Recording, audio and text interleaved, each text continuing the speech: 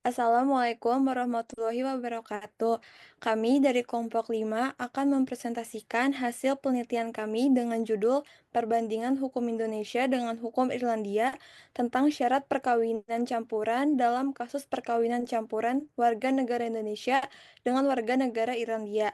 Studi kasus putusan Mahkamah Agung nomor 370 garing PDT titik G garing 2012 garing PA titik CBD yang beranggotakan saya sendiri Najwa Salsabila, Rafa Maritza, Putira Najingga, dan Siti Syamsiah.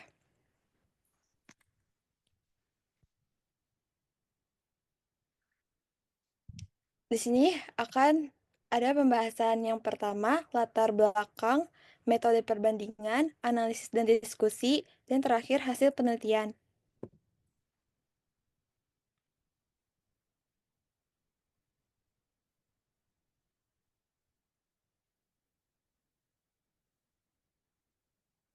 Latar belakang, perkawinan campuran merupakan perkawinan antara warga negara Indonesia dengan warga negara asing. Fenomena ini muncul akibat globalisasi dan meningkatnya interaksi lintas negara, seperti pariwisata dan migrasi. Perkawinan campuran menimbulkan akibat hukum keperdataan seperti hak waris, status anak, dan kewajiban suami istri, serta mengakibatkan hukum publik, terutama dalam hal kewarganegaraan. Adanya perbedaan sistem hukum nasional Indonesia negara asing menimbulkan konflik hukum atau pertentangan sel-sel hukum yang merupakan bagian dari persoalan hukum perdata internasional. Perkawinan campuran diatur dalam Undang-Undang Nomor 1 Tahun 1974, Pasal 57 sampai 62. Syarat sah perkawinan campuran adalah dilangsungkan di wilayah hukum Indonesia dan masing-masing pihak tunduk pada hukum berbeda karena kewarganegaraan. Contoh, WNI pria menikah dengan WNA wanita. Dan sebaliknya, kewarganegaraan dapat berubah atau hilang sesuai ketentuan hukum yang berlaku dan memengaruhi hukum publik dan privat.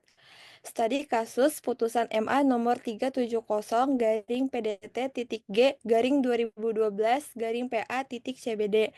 Kasus ini membahas WNI Muslim perempuan hendak menikah dengan pria WNI Irlandia yang ditolak KUA karena tidak memenuhi syarat pernikahan menurut hukum Islam dan administratif Indonesia.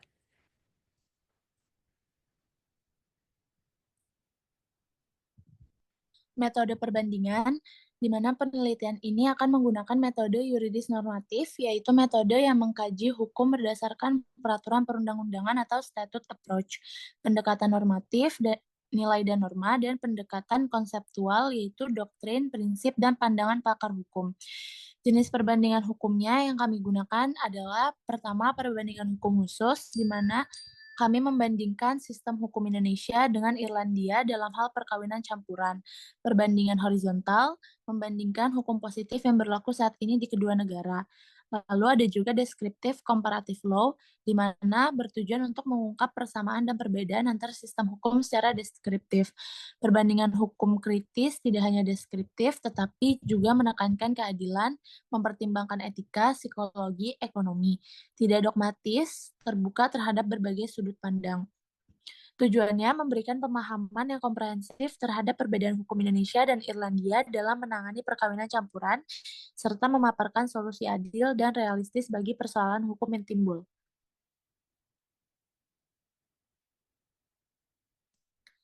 Selanjutnya, untuk analisis dan diskusi, terdapat persamaan dan perbedaan dari kedua negara ini. Persamaannya, Indonesia dan Irlandia mendefinisikan perkawinan sebagai ikatan antara seorang pria dan wanita. Yang kedua, kedua negara menetapkan batas usia minimum untuk melakukan perkawinan, di mana Indonesia 19 tahun, sedangkan Irlandia 18 tahun. Yang ketiga, sama-sama mewajibkan pencatatan perkawinan resmi negara sebagai syarat perkawinan secara hukum. Lalu, prinsip monogami juga dianut oleh kedua sistem hukum ini, mengakui perkawinan yang dilangsungkan di luar negeri jika sesuai dengan tempat perkawinan dilangsungkan. Perbedaannya di mana Indonesia menganut sistem civil law, sementara Irlandia menganut sistem common law. Yang kedua, peran agama di Indonesia wajib sesuai hukum agama untuk sah, sementara di Irlandia aspek sipil lebih utama. Agama menjadi opsional di sana. Indonesia juga memiliki definisi khusus perkawinan campuran dalam pasal 57 Undang-Undang Perkawinan, sementara Irlandia tidak ada definisi khusus untuk perkawinan campuran. Yang keempat, Indonesia mewajibkan WNA yang akan menikah dengan WNI di Indonesia untuk memperoleh surat keterangan dari negara asalnya. Sedangkan di Irlandia, prosedur administratif lebih seragam dan tidak membedakan antara warga negara dan non-warga negara.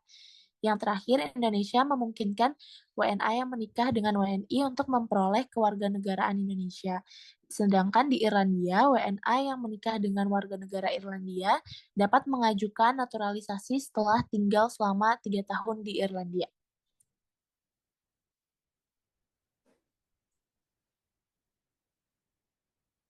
Selanjutnya, analisis dan diskusi. Putusan Mahkamah Agung nomor 370 garing PDT titik G garing 2012 garing PA titik CBD menunjukkan bahwa perbedaan sistem hukum antara Indonesia dan Irlandia menimbulkan kendala dalam pelaksanaan perkawinan campuran, khususnya terkait pemenuhan persyaratan administratif. Warga negara Irlandia mengalami kesulitan karena tidak terbiasa dengan ketentuan tambahan yang diberlakukan oleh hukum Indonesia, seperti legalisasi dokumen dan surat keterangan belum menikah. Secara kritis, pengadilan Indonesia menekankan pentingnya aspek formal selain kesesuaian cara agama, menandakan bahwa hukum Indonesia menyeimbangkan unsur substantif dan administratif dalam pengesahan perkawinan. Sementara secara realistis, kasus ini menggambarkan masih minimnya pemahaman hukum bagi warga negara asing yang hendak menikah di Indonesia.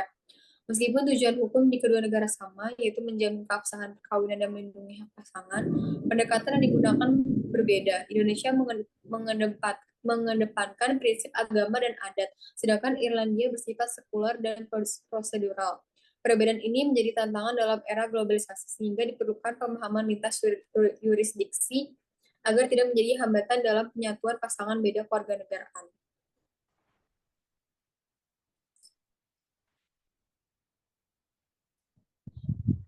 Selanjutnya, kasus yang dianalisis dalam penelitian ini merujuk pada putusan Mahkamah Agung nomor 370 garing PDT titik G garing 2012 garing PA titik CBD yang berkaitan dengan perkawinan campuran antara seorang warga negara Indonesia beragama Islam dengan seorang warga negara Irlandia.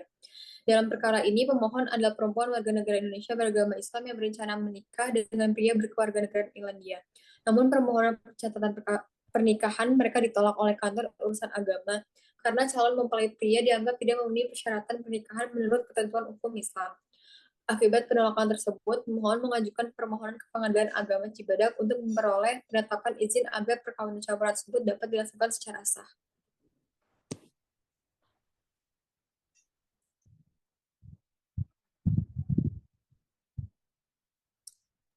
Selanjutnya, hasil penelitian. Kasus yang dianalisis dalam penelitian ini merujuk pada putusan Mahkamah Agung nomor 370 garing PDT titik G garing 2012 garing PA titik CBD yang berkaitan dengan perkawinan campuran antara seorang warga negara Indonesia beragama Islam dengan seorang warga negara Irlandia. Dalam perkara ini, pemohon adalah perempuan WNI beragama Islam yang berencana menikah dengan pria berkeluarga negara Irlandia. Namun, permohonan pencatatan pernikahan mereka ditolak oleh kantor urusan agama karena calon mempelai pria dianggap tidak memenuhi persyaratan pernikahan menurut ketentuan hukum Islam. Akibat penolakan tersebut, pemohon mengajukan permohonan ke Pengadilan Agama Cibadak untuk memperoleh penetapan izin agar perkawinan campuran tersebut dapat dilakukan secara sah. Perbandingan Hukum Indonesia dan Irish Law. Dasar Hukum Indonesia, Undang-Undang Nomor 1 Tahun 1974 tentang Perkawinan Pasal 57 sampai 62. Isi ketentuan, perkawinan campuran adalah perkawinan antara dua orang yang tunduk pada hukum berbeda karena kewarganegaraan. Salah satunya WNI. Perkawinan yang dilakukan di Indonesia harus memenuhi syarat administratif dan pencatatan di instansi yang berwenang. Irish Law, Legal Basis Civil Registration Act 2004, Family Law Act 1995, and Marriage and Act 2015 provision. Marriage in Ireland must be registered with a civil register and preceded by a 3-month notification. Foreign national must profit a declaration of marital status and valid identification documents. Syarat administratif tambahan WNA harus memperoleh surat izin dari negara asal yang menyatakan tidak ada halangan untuk perkawinan. Pasal 60 Undang-Undang Perkawinan. Ketiadaan dokumen ini menyebabkan perkawinan tidak dapat dicatatkan dan tidak sah secara hukum Indonesia. Administrative requirements foreign national must attend a notification, appointment, and profits legal document, passport, birth certificate, and affidavit of freedom to marry. Irish law does not require explicit approval from the home country.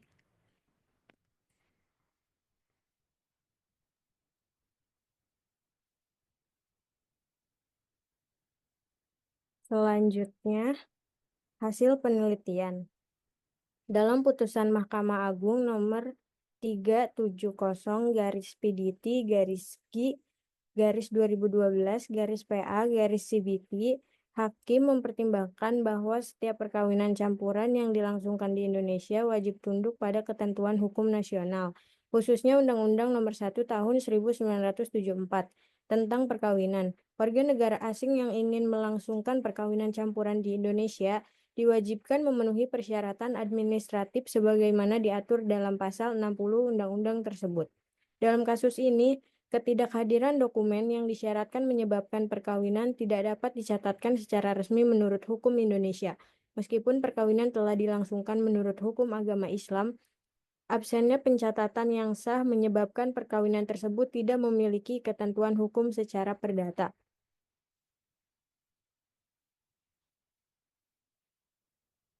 Kesimpulannya, perbandingan hukum antara Indonesia dan Irlandia menunjukkan perbedaan mendasar dalam pendekatan terhadap perkawinan campuran. Indonesia menerapkan persyaratan administratif yang kompleks dan bernuansa keagamaan, sedangkan Irlandia lebih menekankan aspek keperdataan dalam sistem common law-nya. Perbedaan ini dapat menimbulkan ketidakpastian hukum, living marriage yang berdampak pada hak-hak pasangan dan anak. Oleh karena itu, dibutuhkan pemahaman lintas sistem hukum serta kerjasama antar negara untuk menyederhanakan prosedur dan mengakomodasi realitas perkawinan lintas negara di era global. Terutama, temuan ini diharapkan dapat menjadi landasan pengembangan kebijakan hukum yang lebih inklusif dan responsif. Sekian dari kelompok kami. Terima kasih.